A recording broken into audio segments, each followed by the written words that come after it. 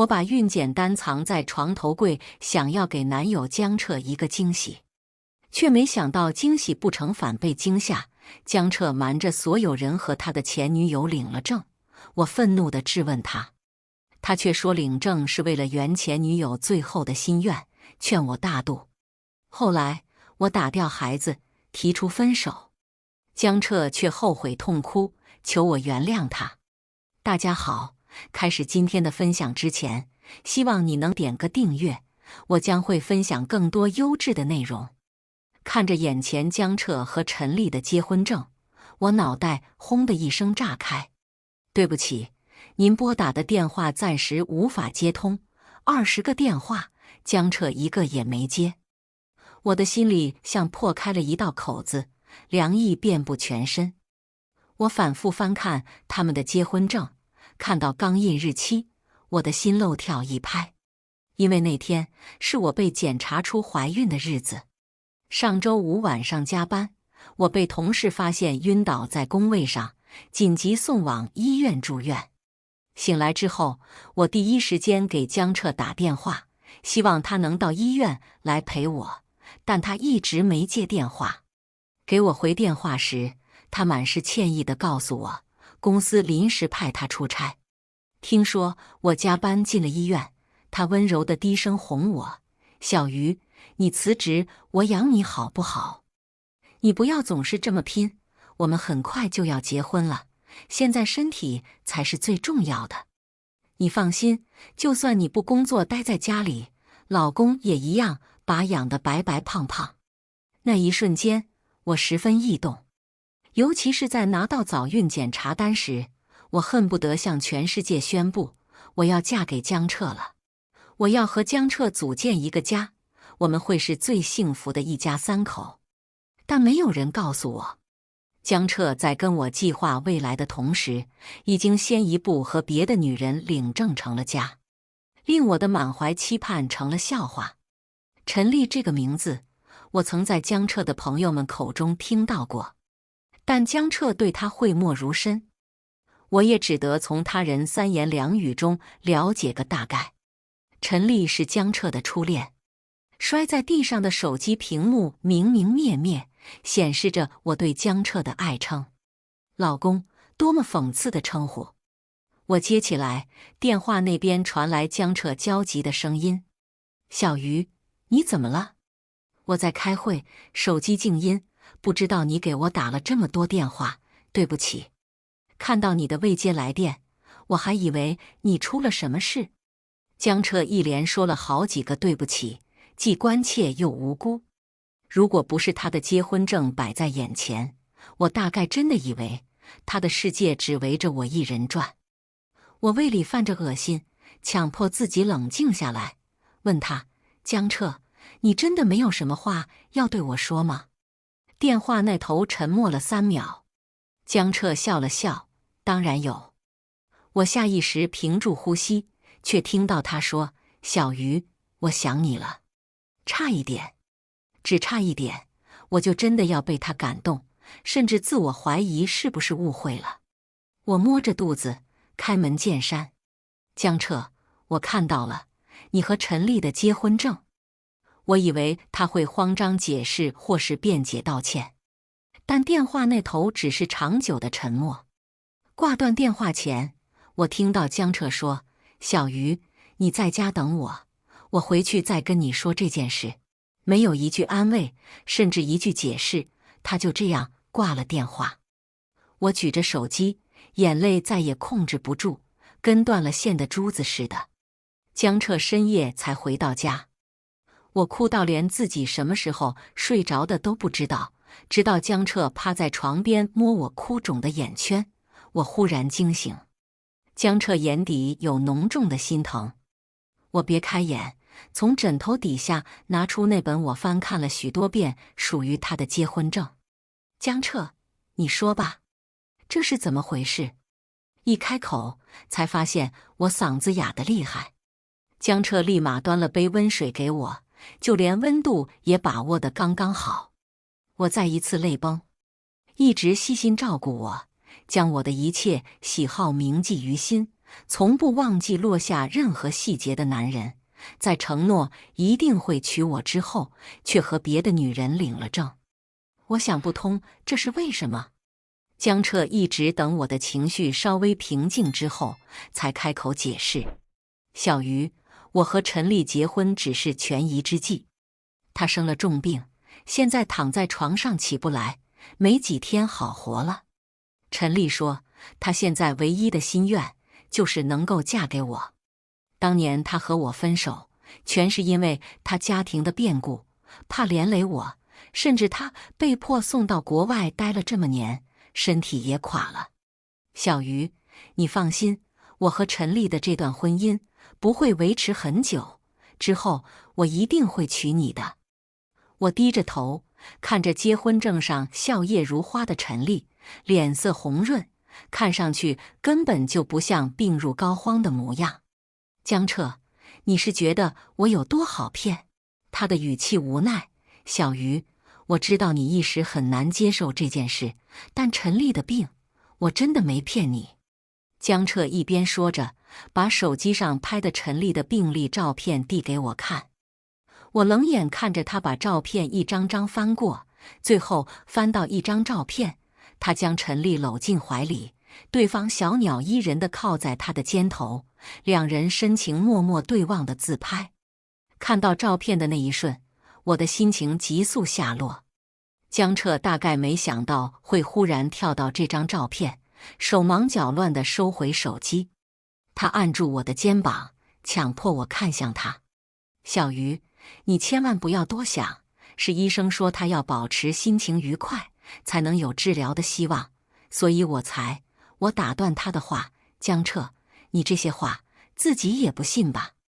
你和他分手是误会，失散多年是误会，现在误会解开了，你就迫不及待地跟他重新在一起，什么生病都是借口，你其实根本就没有想过要娶我吧？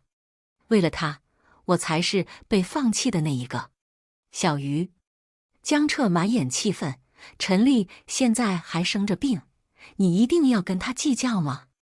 你能不能大度点？我被他的话气笑，指着门对他骂了一句：滚！江彻定定地站在我的床边，他的手机忽然响起来，低头看到来电显示的瞬间，表情温和了许多。怎么了？我睡不着。阿彻，你能来医院陪我吗？我不想自己孤孤单单的，连哪一天闭上眼睛不在了也没人知道。江彻站在原地，他大概觉得解释过就没事了，接电话时完全没想避开。电话那边的陈丽说的每一个字都让我听得清清楚楚。再看江彻，他的表情显然十分触动。我马上过去。挂了电话，他朝我看了一眼，说：你自己好好想想吧。他转身离开，留我自己坐在床上，只觉得可笑。我没想到陈丽会在这个时候打电话给我。他很直接：我是陈丽，相信你现在应该也知道了，我和阿彻已经结婚了。我希望你认清自己现在的身份，不要让阿彻为难。身份？他在提醒我，他和江彻已经是受法律约束的合法夫妻，我在这段关系里是小三。可他这算什么呢？宣示主权吗？真的是我在让江彻为难吗？在这段关系里，我才是被小三的那个，是受害者。陈丽她抢了我的男朋友，有什么资格跑到我的面前叫嚣？我想不通。用生病做借口达成的婚姻关系，想来也不是多么牢固，所以你才要费尽心思抓紧这来之不易的身份。我的话大概是触到了他的痛处，他仿佛一只炸了毛的猫，在我耳边张牙舞爪。你胡说，我和阿彻才是真爱，我们的婚姻会长长久久。你拆不散我们，我才是那个和阿彻白头到老的人。我语气平平，哦，那我祝你们这对天长地久。秦瑜，你等着看，阿彻心里最在乎的是我。江彻的心的确是偏的，哪怕我早有预料，可在陈丽的电话那头听到她的声音，我还是忍不住心酸。陈丽故意没有挂断电话，我听到了江彻温柔哄她的话：“丽宝，你现在身体状况不好，要多休息，不是说什么都听老公的。那我要你快快睡觉。”可是老公不在身边，随着陈丽撒娇的声音传来，电话那边窸窸窣窣的，还有她心满意足的感慨：“好想这样一直被你抱着，我就算死也没有什么遗憾的了。丽宝，不要说这种话，你要一直陪在老公身边，跟我白头偕老，你答应过我的。”江彻亲昵地把宝贝挂在嘴边，对着陈丽肉麻兮兮地说情话。对比在我面前的他，仿佛不是一个人。又或者说，江彻对我从来没有这样放开过。我对他已然没有了期待，这场卿卿我我的现场直播也不会伤我更甚。于是我直接挂断了电话。我不怨恨陈丽，甚至感谢他让我看清了枕边男人的真实面目。和江彻在一起快5年了，从没有像此刻这样，他的声音让我觉得恶心。我趴在床边，对着垃圾桶吐到头晕眼花。短信的提示音响起，点进去是陈丽发来的炫耀：“就算你陪在阿彻身边这么多年，又有什么用？他最终也还是选择了我。”我忍不住把手机砸向墙角。他不该这么恶心我的。我从和江彻的婚房里搬了出来，借住在朋友家里，将他的联系方式全部拉黑删除。清静了几天，江彻的妈妈给我打来电话：“小鱼，你不在家吗？”我没吱声，那已经不再是我的家了。江彻妈妈又问：“江彻最近是怎么回事？他工作很忙吗？”我给他打电话，他一直说忙，这么久不回家，你们家里又没有人，看来江彻和陈丽领证的事还没有告诉家里。我打断江彻妈妈的絮叨：“阿姨，我和江彻已经分手了。”“分手？这是怎么回事？你们不是都准备结婚了？”“小鱼，不是阿姨说你，婚姻大事不是儿戏，你和江彻谈了这么久的恋爱，婚房都买好了，阿姨呢？对你这个儿媳妇也满意的。如果是江彻做什么事惹你不高兴了，阿姨来教训他，可不能这么随便就提分手。”和江彻最初在一起时，江彻妈妈因为我不是本地姑娘，对我挑三拣四的十分不满意。为了我，江彻几乎和家里闹僵。后来他家里看江彻铁了心要跟我走下去，也就不再阻拦。现在江彻妈妈话里话外说我不懂事，我也不惯着她。阿姨，我知道你一直不喜欢我，没关系，反正我们也分手了。哦，江彻不会还瞒着你们吧？他可是给你们江家娶了个你肯定会喜欢的儿媳妇。听说江彻以前就和他在一起，现在再续前缘跟阿姨，你肯定合得来。我已经说得这么明显了，江彻妈妈心里大概也猜到了。她匆忙挂了电话。周一，我销假上班，上午的工作还没结束，同事神秘兮兮地将我拉到窗前。我顺着他的手指往楼下看到了站在下面的江彻。我和江彻的公司离得不远，以前江彻中午下班后都会到我这里陪我吃饭，我的同事大多都认得他。在同事艳羡的目光下，我冷了脸。江彻连工作都不要了，一心在医院照顾陈丽，不管他此刻因为什么出现在这里，我都懒得搭理他。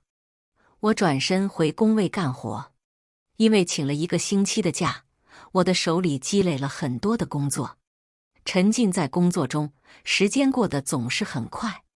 见我收拾东西准备下班，同事指了指窗外：“秦瑜，你男朋友还没走，在楼下等着你呢。”我动作顿了顿，突然想起江彻之前和我约会，每次需要他等我化妆，等我试衣服，等我姗姗来迟时，他总会冷着脸跟我闹脾气，以至于我的时间观念都慢慢被纠正变强。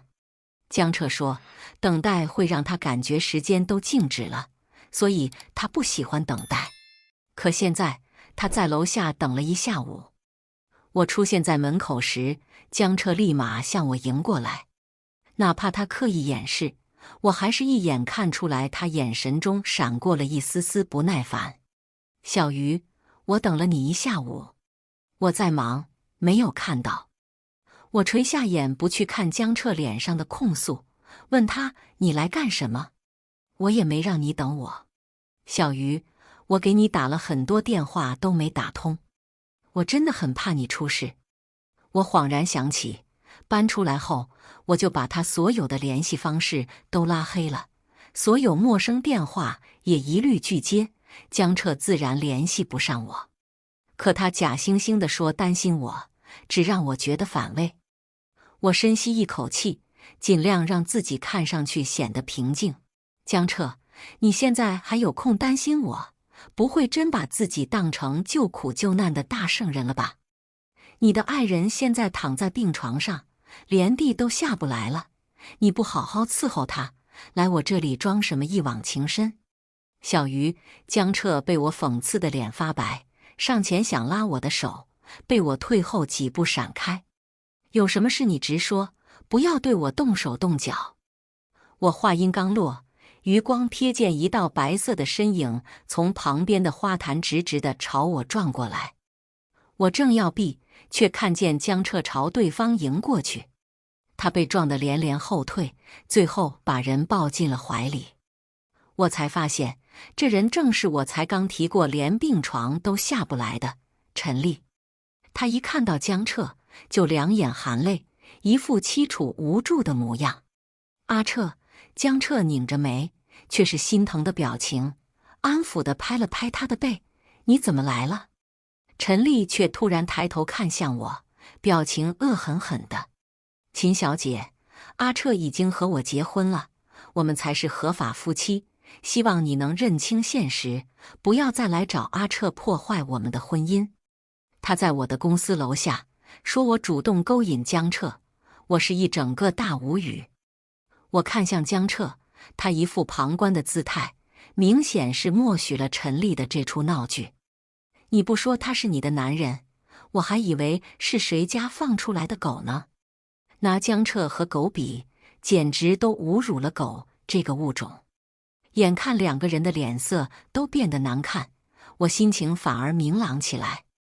你们俩确实是很般配，怪就怪我以前瞎了眼，希望陈小姐以后看紧了你的男人，最好你们锁死，就不必担心他再跑出来对谁发情了。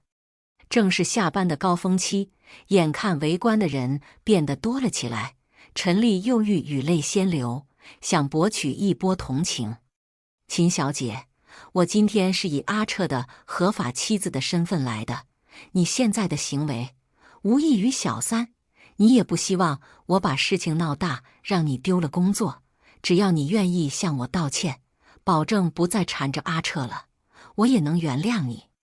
这真是我听到的最大的笑话。而害我被小三的罪魁祸首却站在陈丽的身边，眼看着我被羞辱。围观的人冲着我指指点点，有那么一瞬间，我以为自己要死在陌生人的指点和辱骂声中了。恍惚间，身边的声音好像小了一点。下一秒，身边站了一个高大的身影，他陪我一起顶着众人的嫌弃和骂声，在所有人都围观凑热闹的情况下，毅然站出来替我发声。秦瑜是我们公司很努力的一位员工，他为人热情开朗，在公司的人缘也一向不错。你们在我们公司楼下以如此恶意辱骂秦瑜，这周围也全都是监控，事实真相如何，我们报了警就知道。我们有追究你们恶意诽谤的责任，同时我们公司法务也会追究你们对公司造成的名誉影响到底。孟少将他的手机强势递到我面前，秦瑜，报警。我愣愣地看着他，身旁听到他说出报警2个字后，围观的人顿时走了一大半，任何人都不会想凑个热闹把自己搭进去。而跟我同一个公司以及知道我和江彻恋爱的同事，也在这个时候站出来为我发声。这个男的不是秦瑜的男朋友吗？听说在一起好几年了，我们公司好多同事都见过。是啊，2个人都快要结婚了，现在跑出来一个领了证的老婆，谁敢信啊？难怪都说人不可貌相，怎么看着挺老实的男人，不仅脚踏2条船，还骗婚。现在的女孩子，有一个人站出来，舆论就不再是一边倒。大家看我的眼神也从嫌恶变成了可怜，因为身边有人支持，我心底涌现出了无限勇气。我往前一步，冷眼看着江彻生，怕我伤害陈丽似的将他护在身后。江彻，你真的很让我恶心。是你没有勇气跟我提出分手，是你故意在2个女人之间摇摆不定，现在是我跟你提出分手。从你瞒着我跟他领证，不管是什么原因，我们之间都不会再有可能了。我们分手后，希望你永远不要再来找我，不然下一次你们就做一对铁窗泪的鸳鸯情人吧。陈丽大概没想到，他利用不知情的路人，打算把我小三的身份坐实，结果舆论却把江彻推到了风口浪尖。眼看没有人再帮他说话，陈丽一副身体十分虚弱的模样，软软地靠近江彻怀里。阿彻，我有点难受，能不能把我送回医院？闻言，江彻将他搂得更紧了，眼神恶狠狠地瞪着我。秦瑜，我没想到你是这样的人，丽丽的身体这么虚弱，根本受不了刺激，你一定要做到这个地步吗？你什么都有，又何必对丽丽处处咄咄逼人？秦瑜，你就不能大度点？瞧瞧，我听到了什么？他和陈丽不愧是一对。我生生忍住了喷薄而出的脏话，冷笑地看着他们旁若无人的你侬我侬。快滚吧！也不怕晚了他原地给我们来一出有情人终死怀里的戏码，没得侮辱大家的眼睛。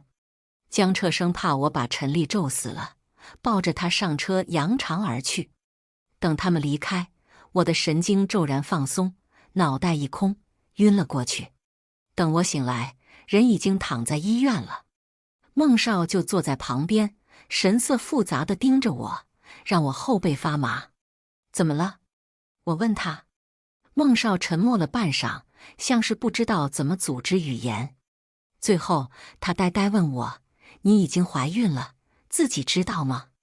孟少的眼神滚烫，我下意识移开视线，又听到他语气激烈的询问，那他呢？他知道你的身体状况吗？知道你肚子里孩子的存在吗？我还没有告诉他。想到江彻和陈丽领证的事，我勉强地扯开嘴角，现在好像也没有告诉他的必要了。孟少似乎察觉到自己的失言，再次沉默。我正要客气地请离他，医生敲门走进来。秦瑜女士。我点头，医生一脸凝重地告诉我，你的各项检查结果出来了，肚子里的孩子情况不是很好，我们的建议是尽快拿掉。医生的眼神在我和孟少身上扫过，安慰道，你们还年轻，养一养身体，以后会有更多机会。我摆手解释和孟少的关系，气氛有些尴尬。我对医生说，麻烦您给我安排手术吧。人流手术前，江彻妈妈给我打来电话。小鱼，江彻是一时被那个女人鬼迷了心窍，只是犯了所有男人都会犯的错，你原谅他好不好？阿姨真的很喜欢你，心里也永远只认你这一个儿媳妇。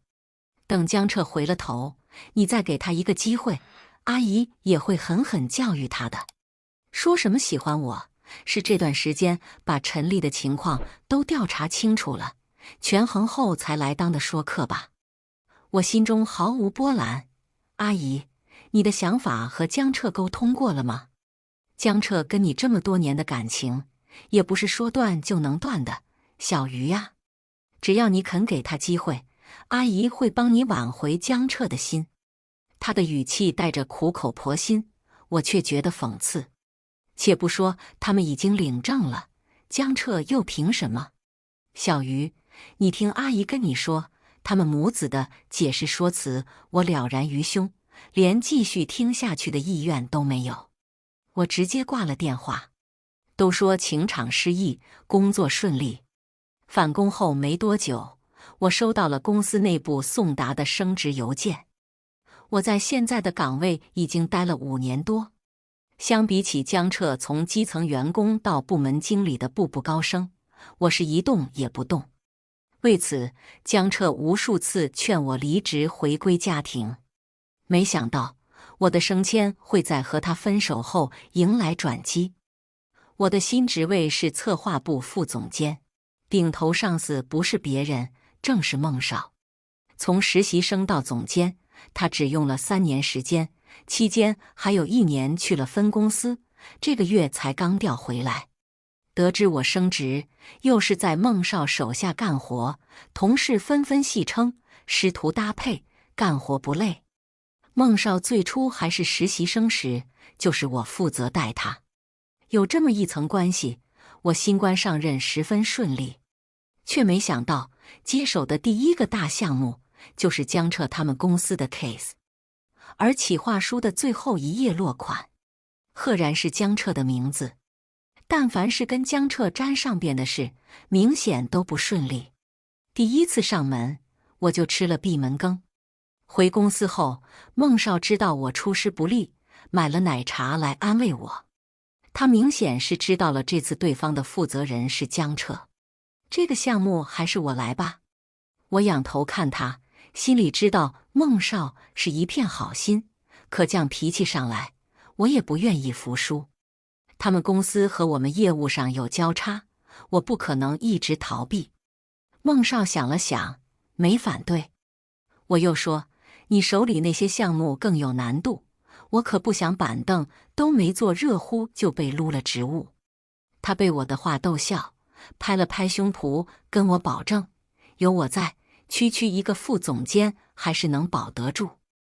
我几次通过工作约谈江彻都没成功，结果收到了他公司另外一位负责人主动接洽的邮件。打听之下才知道，江彻被举报在工作上有重大失误，被公司免职了。他被踢出局之后，项目进行得十分顺利。双方公司签约那天，江彻把我拦在公司楼下，他身上少了以往的意气风发，头发胡茬凌乱，显得很是邋遢。江彻手里拿着那份我藏在床头柜想要给他惊喜的早孕检查报告。那时我刚发现他和陈丽的结婚证，六神无主之下，只想着质问他，却忘了要把孕检单拿走。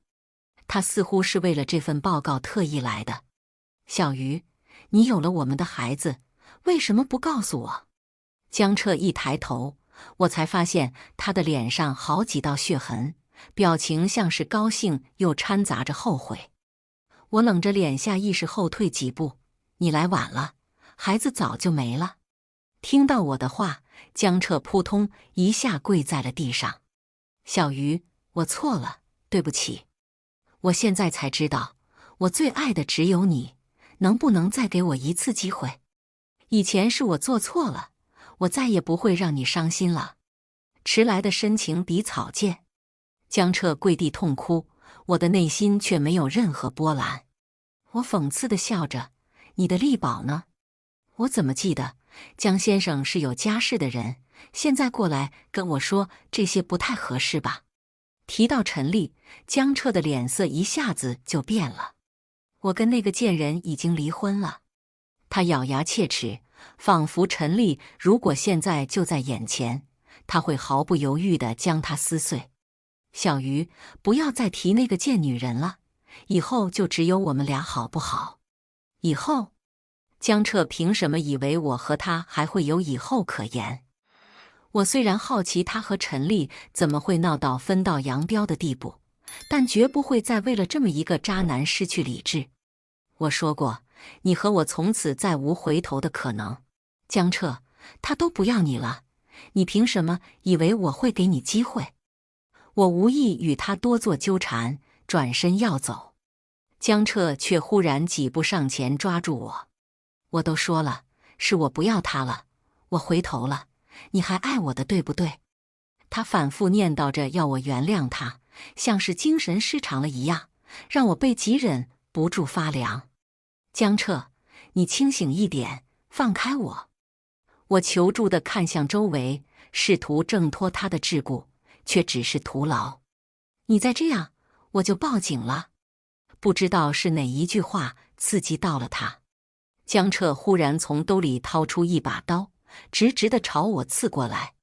我以为自己要完了，一股力量的拉扯让我踉跄几步，随后江彻被迫放开手，我落入了充满雪松气息的怀抱。是孟少，他每次来的都如此及时。庆幸于自己劫后余生，我胆战心惊地拉着孟少上下打量。他拉住我的手，安抚地摸了摸我的头。我没事，别担心。孟少报了警，江彻直接被押走，我和孟少也一起上车跟去做笔录。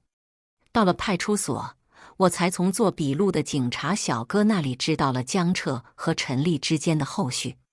江彻和陈丽最初分手，后者远走国外，是江彻妈妈一手造成的。所以和我相恋后，不管江彻家里如何反对，他都坚持跟我在一起，是怕我再成为第二个陈丽，也为了弥补自己的愧疚。江彻对陈丽仍然旧情难忘，即便和我在一起多年，却不知道陈丽在国外那些日子早把他抛之脑后了。染上开放的习性后，陈丽的日子更是夜夜笙歌。当然，这都是我和江彻分手后，江彻妈妈找人一点点扒出来的，这是他一贯的做法。而我也曾是被调查者的其中之一。江彻妈妈一心要把陈丽从自己的儿子身边驱走，计划百出，却低估了远走他乡多年的陈丽段位之高。不仅一次没成功，反而加深了江彻对陈丽的怜惜。直到江彻妈妈查到陈丽在国外滥交的事情，她将所有的证据甩在江彻脸上。陈丽眼看事情瞒不住了，恼羞成怒地和江彻妈妈一顿厮打。结果连重病患癌也被拆穿，全是她为了博取江彻的同情而自导自演的谎话。江彻妈妈不依不饶地闹到了警察局。可笑的是，陈丽在国外不仅滥交成性，还沾染上了毒瘾，在局子里发作被直接收押。而她的各项病理检查也都呈阳性，主打一个五毒俱全。和陈丽在一起这么久，江彻早就不清白了，他的检查结果可想而知。直到和陈丽撕破脸离婚后，江彻才后悔为他放弃了我。知道了前因后果的我，情绪复杂，说不清什么滋味。但江彻明知道自己染了脏病，却仍舔着脸来找我求复合，这不要脸的行径让我叹为观止。身边的孟少似乎察觉到了我的情绪，紧紧地握着我的手。临走前，做笔录的警察小哥告诉我，江彻一直闹着要见我。我内心是不愿意再见到他的，但孟少的话却提醒了我，如果不让江彻彻底的死心，他会一直惦念，或许到最后形成偏执。隔着警局的铁窗，我突然想到当初在公司楼下，我警告他的那句话，不想竟一语成谶。冷静下来的江彻坐在我面前，他颓唐地低着头问我，秦瑜，我们是真的不可能了吧？不等我回答，他又自说自话，我知道你永远不可能原谅我，也知道回到当初只是奢望。我真傻，明明你在身边陪了那么久，我却不知道珍惜。江彻捂着脸流下了悔恨的泪水，而我却平静地整理好思绪。在和我恋爱期间，你和他越了轨，这是不争的事实，而我也的确因此看不起你。不论你有多少借口，都掩盖不了你吃着碗里的看着锅里的本性。江彻，你是个彻头彻尾的懦夫，现在的局面也都是你应该要付出的代价。你本就不配拥有幸福，所以我也不会原谅你，让你在牢里心安理得。我的话一度让江彻崩溃流泪，内心却如释重负般畅快，感慨世事无常，也叹息人心易变。出了派出所，我若有所感，不禁问孟少：你好像一点也不奇怪江彻是这个下场。他拉着我，干净的眼眸中倒映出我的身影。此刻的沉默回应了我的猜测。他说：秦瑜，以后找男人时千万要擦亮眼睛，但也不必因噎废食。不论是于众人指责中维护我，还是默默在背后帮助我，亦或是英勇地在刀口下保护我，孟少似乎一直都在我身旁，而我也渐渐依赖他的守护。他说的对，我不能因为一个渣男就对爱情失望。我仰着头看向孟少，夕阳将我和他的身影拉长。以上就是今天分享的故事，希望能点个订阅，我将会分享更多优质的内容。